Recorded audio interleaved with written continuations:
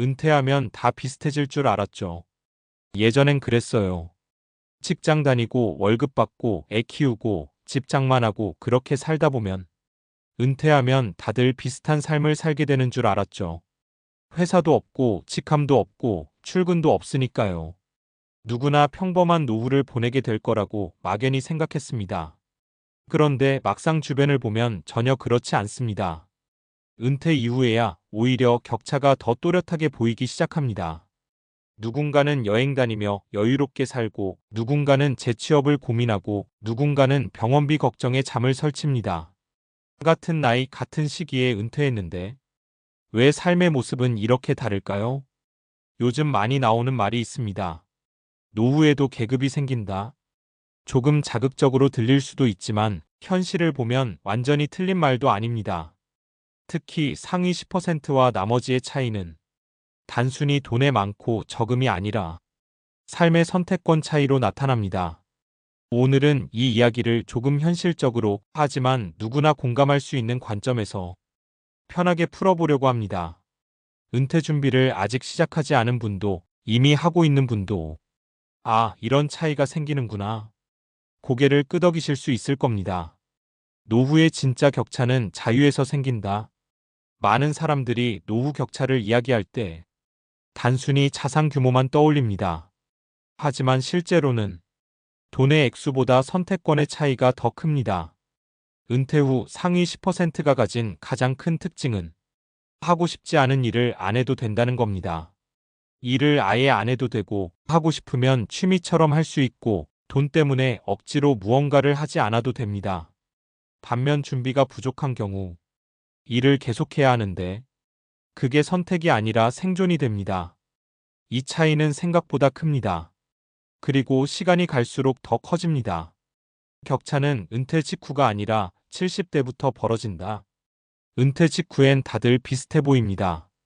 퇴직금도 있고 국민연금도 조금씩 나오고 건강도 아직 괜찮습니다. 문제는 70대 이후입니다. 의료비가 늘고 소득은 줄고 체력은 떨어지고 일할 기회는 줄어듭니다. 이때 준비가 된 사람과 아닌 사람의 차이가 눈에 띄게 벌어집니다. 버틸 수 있는가? 이 질문에서 갈립니다. 사례 1 같은 회사에서 은퇴했는데 완전히 다른 살. 제가 아는 두 분이 있습니다. 같은 회사, 같은 시기에 은퇴했습니다. 연봉도 비슷했고요. 씨는 30대부터 꾸준히 연금저축과 ETF 투자를 했습니다. 퇴직금도 일부만 쓰고 연금 형태로 돌려놓았죠. 지금은 이렇게 말합니다. 일하고 싶으면 하고 싫으면 안 해요. 주 2회 골프, 가끔 손주 돌봄, 해외여행 1년에 한 번. 생활이 아주 화려하진 않지만 불안이 없습니다. 반면 B씨는 집 한 채에 모든 자산이 묶여 있었습니다. 퇴직금은 생활비로 조금씩 쓰다 보니 10년이 지나니 부담이 커졌습니다. 지금은 경비일, 단기 아르바이트를 합니다. 힘들어서가 아니라 안 하면 생활이 불안해서 합니다. 두 분 다 성실하게 살았고 특별히 낭비한 것도 아닙니다. 차이는 단 하나였습니다. 은퇴 후 현금 흐름 준비. 사례 2 자산보다 습관이 만든 차이. 또 다른 사례입니다. C씨는 고소득자가 아니었습니다. 평범한 월급쟁이였죠. 하지만 빚을 최소화했고 소비를 관리했고 연금 위주로 준비했습니다. 은퇴 후 월 250만 원 정도가 연금과 투자에서 나옵니다. 많아 보이진 않죠. 하지만 주택이 있고 생활 패턴이 안정돼 있어서 부족하지 않다고 합니다. 반면 D씨는 연봉이 훨씬 높았지만 소비가 많았습니다. 은퇴 후 생활 수준을 낮추는 게 가장 힘들었다고 합니다. 결국 중요한 건 얼마를 벌었냐보다 어떤 구조로 살았냐였습니다. 사례 3 건강이 격차를 더 키운다. 노후 격차를 이야기할 때 건강을 빼놓을 수 없습니다. 이 씨는 은퇴 후 운동을 꾸준히 했고 건강 관리에 신경을 썼습니다. 지금도 여행 다니고 취미 활동을 합니다. 돈도 중요하지만 쓸 수 있는 몸이 있다는 게 가장 큰 자산입니다. 반면 FC는 비슷한 자산을 가지고 있었지만 건강 문제로 의료비가 계속 나갑니다. 이 경우 자산 격차보다 건강 격차가 삶의 질을 바꿉니다. 상위 10%의 공통점 3가지. 여러 사례를 보면 상위 10%의 공통점이 있습니다. 1. 현금 흐름이 있다. 연금, 배당, 임대 등 정기적으로 들어오는 돈이 있습니다. 이게 노후의 핵심입니다. 2. 빚이 없다. 주택담보대출이 은퇴까지 이어지면 심리적 부담이 큽니다. 3. 생활 수준을 관리했다. 소득이 줄어도 삶이 무너지지 않습니다. 지금 준비하지 않으면 늦을까? 이 질문을 많이 합니다. 이제 와서 준비해도 늦지 않았을까요? 솔직히 말하면 완벽하게 따라잡긴 어렵습니다. 하지만 격차를 줄이는 건 충분히 가능합니다. 노후 준비는 어느 시점에서 시작하든 효과가 있습니다. 소비 구조 정리, 연금 강화, 건강 관리, 현금 흐름 만들기. 이 4가지만 해도 노후의 안정감이 달라집니다. 결론: 노후의 계급은 이미 시작됐다. 조금 냉정하게 말하겠습니다. 노후의 격차는 이미 시작됐습니다. 하지만 아직 고정된 건 아닙니다. 지금 준비하는 사람과 그렇지 않은 사람의 차이는 앞으로 더 커질 겁니다. 중요한 건 상위 10%가 되는 게 아니라 불안하지 않은 노후입니다. 은퇴 후 가장 큰 행복은 부자가 되는 게 아니라 이 한 문장입니다. 돈 때문에 선택을 포기하지 않아도 된다. 지금부터 준비하면 그 문장에 충분히 가까워질 수 있습니다. 노후는 언젠가 오는 미래가 아니라 이미 시작된 현재니까요. 그렇다면 격차는 어디서부터 시작될까? 은퇴 이후의 차이를 이야기하다 보면 결국 한 지점으로 돌아옵니다. 언제부터 벌어졌을까? 대부분 사람은 은퇴 시점에서 격차가 생긴다고 생각합니다. 하지만 실제로는 그렇지 않습니다. 격차는 훨씬 이전 4050대의 구조와 습관에서 이미 결정되기 시작합니다. 이건 단순한 체감이 아니라 여러 연구에서도 반복해서 확인되는 사실입니다. 1. 노후 자산의 핵심은 총액이 아니라 지속기간이다. 많은 사람이 노후 준비를 얼마 모았는가로 생각합니다. 하지만 금융학에서는 노후 자산의 핵심을 얼마 동안 버틸 수 있는가로 봅니다. 예를 들어 은퇴 후 25년을 산다고 가정해 봅시다. 자산이 5억 원이라도 매달 300만 원을 쓰면 단순 계산으로 14년 정도면 끝납니다. 반면 자산이 3억 원이라도 연금과 배당이 월 200만 원 나오면 훨씬 오래 버틸 수 있습니다. 여기서 등장하는 개념이 지속 가능한 인출률 세이프 위드 드로월 레이트입니다. 미국의 대표적 연구 트리니티 연구에 따르면 은퇴 자산에서 연 4% 정도를 인출하면 30년 동안 유지될 확률이 높다고 합니다. 즉, 5억 원이 있어도 연 2천만 원 정도가 안전한 사용 금액입니다. 이걸 넘기면 노후 후반에 자산이 고갈될 가능성이 커집니다. 여기서 격차가 생깁니다. 상위 10%는 이 구조를 이해하고 현금 흐름 중심으로 설계합니다. 나머지는 자산 총액 중심으로 생각합니다. 차이는 시간이 지날수록 커집니다. 2. 인간의 뇌는 장기 준비에 약하게 설계돼 있다. 알면서도 준비를 못한다.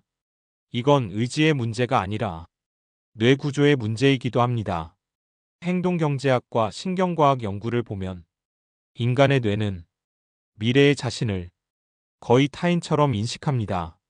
스탠퍼드 대학 연구에서는 10년 후의 자신을 떠올릴 때 뇌 활성 패턴이 낯선 사람을 생각할 때와 비슷하게 나타났습니다. 그래서 이런 일이 생깁니다. 지금 소비는 실제처럼 느껴지고 노후는 추상적으로 느껴집니다. 결과적으로 현재의 즐거움이 미래의 안정성을 이깁니다. 이걸 현재 편향 프레전트 바이어스이라고 합니다. 상위 10%가 특별히 더 의지가 강해서 준비를 잘한 걸까요? 반드시 그렇진 않습니다. 대신 이들은 시스템을 만들어 둡니다. 자동이체, 연금 납입, 투자 습관, 의지가 아니라 구조로 해결합니다. 건강이 자산보다 큰 변수로 작용한다. 노후 격차를 더 크게 만드는 요소가 있습니다. 바로 건강입니다. 통계적으로 의료비는 생애 후반 10년에 집중됩니다. 특히 70대 이후 의료비는 60대보다 2배 이상 증가하는 경우가 많습니다. 여기서 중요한 건 단순한 병원비가 아닙니다.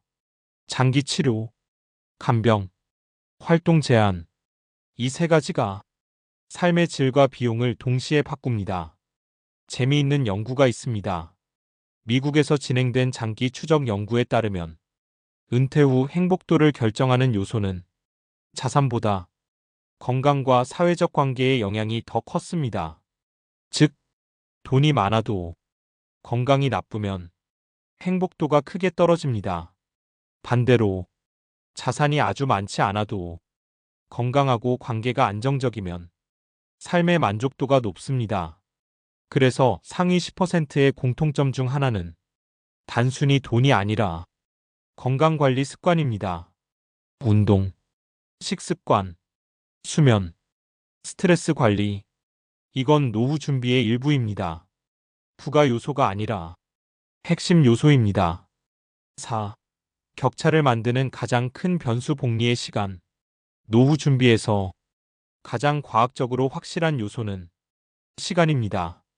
투자의 복리는 초기 금액보다 기간의 영향을 더 크게 받습니다. 예를 들어 매달 50만 원을 투자한다고 가정해 봅시다. 연 5% 수익률 기준입니다. 30세 시작 약 8억, 40세 시작 약 3억, 50세 시작 약 1억. 금액 차이는 2배가 아니라 몇 배로 벌어집니다. 이게 노후 격차의 핵심입니다. 상위 10%는 아주 일찍 시작했다기보다 중간에 멈추지 않았습니다. 꾸준함이 격차를 만듭니다. 5. 노후 만족도를 결정하는 심리 요소. 또 하나 중요한 게 있습니다. 통제감입니다. 심리학 연구에 따르면 사람은 자산이 많을수록 행복한 게 아니라 삶을 통제할 수 있다고 느낄 때 행복도가 높아집니다.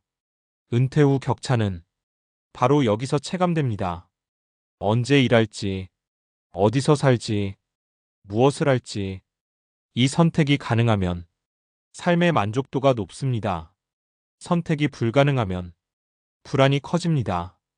결국 노후 격차는 돈의 격차라기보다 선택권의 격차입니다.